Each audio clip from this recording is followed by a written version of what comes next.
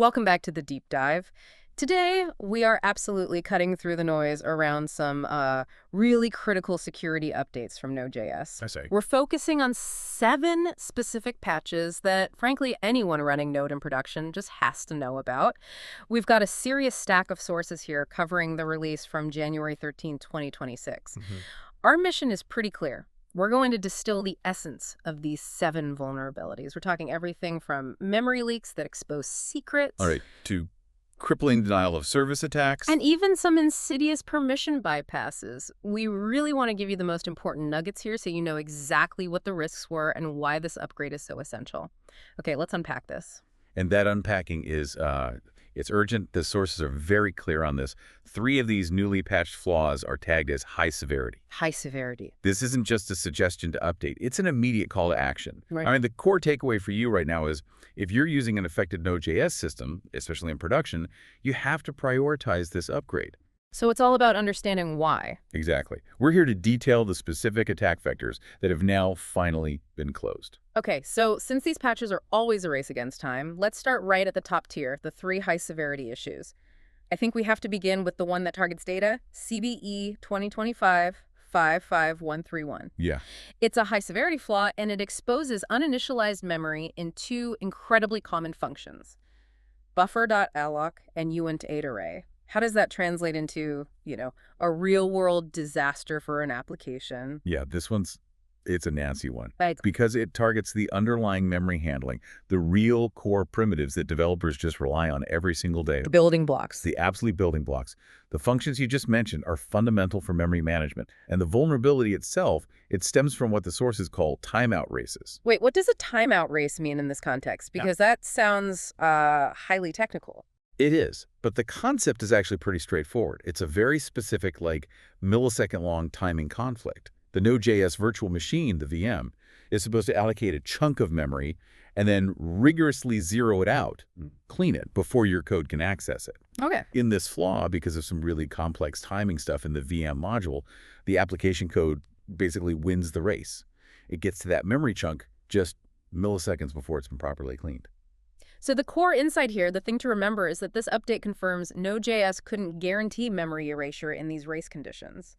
So what kind of data are we talking about? What's sitting in that memory just waiting to be scraped? Exactly. We're talking about residual data, stuff that was just handled by the process.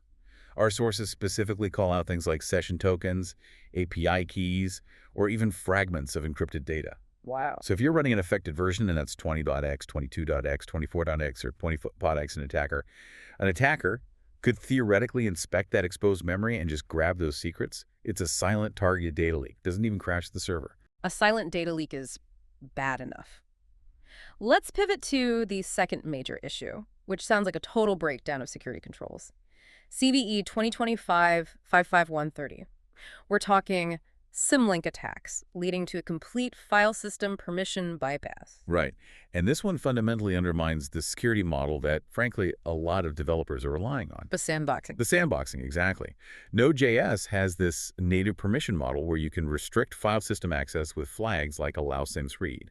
But this high-severity flaw uses symbolic links, a classic OS trick, to just completely walk around those restrictions. But isn't the whole point of those flags to prevent exactly this? I mean, is this a failure in Node.js, or is this just an unavoidable issue with how operating systems handle files? That is the critical question you should be asking.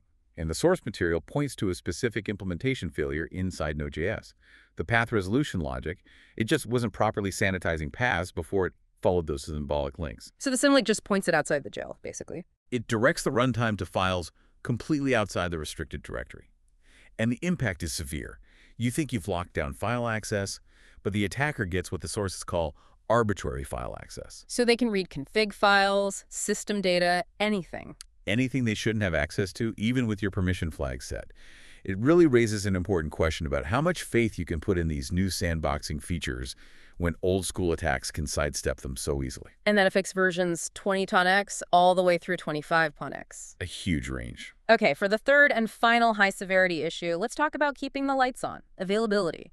CVE 2025-59465, which is all about crashing HTTP2 servers. This is absolutely critical for any modern service handling high-volume web traffic. If you're relying on Node.js for HTTP2, this flaw lets an attacker remotely crash your server with almost no effort. How?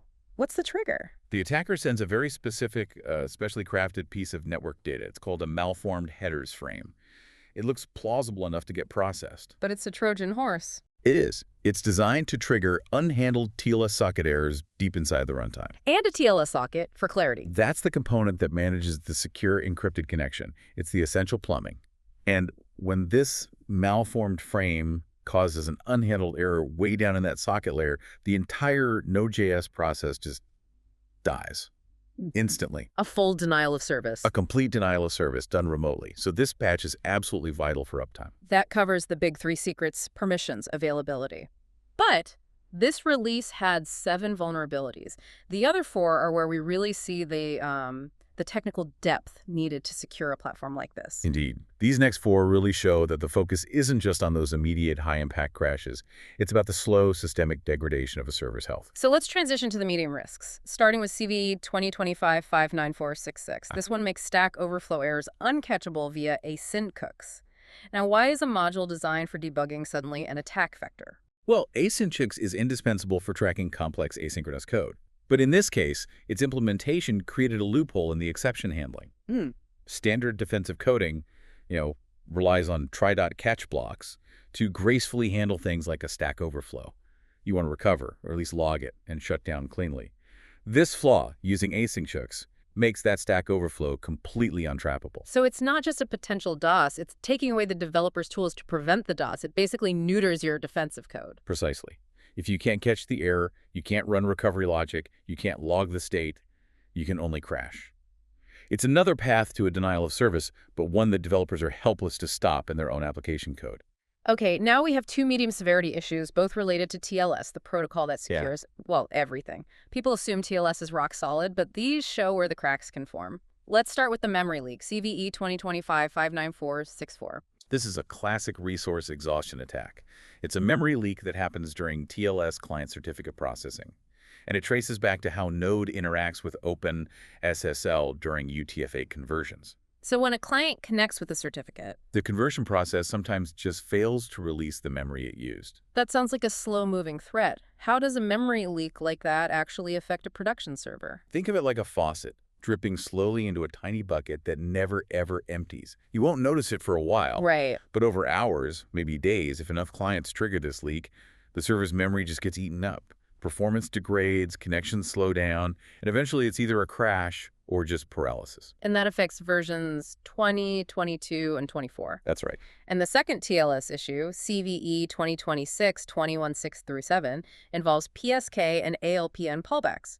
It results in something called file descriptor leaks. We definitely need to explain what a file descriptor leak is. Right. So PSK and ALPN are part of the TLS handshake. The issue is, if a developer's callback function, the code that handles these negotiations, throws an exception, Node.js fails to clean up the underlying resources. And that leads to the leak. It leads to a file descriptor, or FD, leak. An FD is just a little integer ticket the OS uses to track every resource an app has, open files, sockets, everything. Your server has a strict limit on how many of those tickets it can hold. So the server is essentially hoarding tickets for connections that are long gone, and eventually it just runs out of new tickets to give out. That's a perfect analogy. Exactly. Right. Once that FD limit is hit, the server can't accept new connections, can't open log files. It's a guaranteed path to total operational failure. That's a huge amount of network fragility. Okay, let's look at the final medium severity fix, CVE 2026-55136. This one is interesting because it only affects an experimental feature on version 25.x. Yes, this one targets Unix domain sockets, or UDS. They're used for high-speed communication on the same machine. People often see them as inherently secure because they don't touch the external network. But in this experimental model on version 25, the flaw allowed UDS to completely bypass network permission restrictions. So you might have a strict network sandbox set up, but an attacker could use UDS to create unauthorized communication paths, making your security boundaries meaningless. It's a real cautionary tale about experimental features then. You're trading a known security baseline for that cutting-edge functionality. You are. Okay, we've covered 6 major vulnerabilities. Before we get to the action plan, let's just briefly touch on the final fix, CVE-2025-55132. It's low severity, but still important. That's right. This one is a more subtle integrity issue. It allowed the fs.fewtimes function, which modifies file timestamps, to work even if the user didn't have write permissions. Mm. So in a read-only environment, you shouldn't be able to alter anything about a file. Being able to change the metadata, the timestamps, undermines that isolation model. It shows that no team is focused not just on catastrophic failures, but on that granular system trust. So 7 critical vulnerabilities. And the sources also mention that other components got updated in this release as well. Absolutely correct. Beyond those 7 CVEs, the release also bundles in essential updates for dependencies. So Skiers moves up to version 1.34.6, and the Undersea networking library gets bumped to either 6.23.0 or 7.18.0. It's a broad security sweep across the whole ecosystem. And most importantly, what are the safe versions that you need to be running right now? The main message here is simple. You need to take immediate action. The safe versions are Node.js 20.20, 22.2.2.0, 24.13.0, and 25.3.0. Got it. And we should also acknowledge the huge community effort here. The Node.js team credited multiple researchers for disclosing these, and they even postponed the release a bit just to make sure the testing was rock solid. So what does this all mean for you? If you're trying to catch up, the summary is this.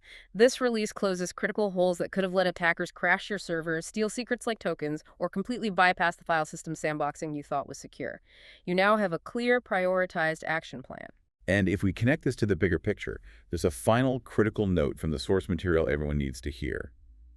While they fix the active branches, Node.js explicitly warns that, quote, end-of-life branches remain exposed.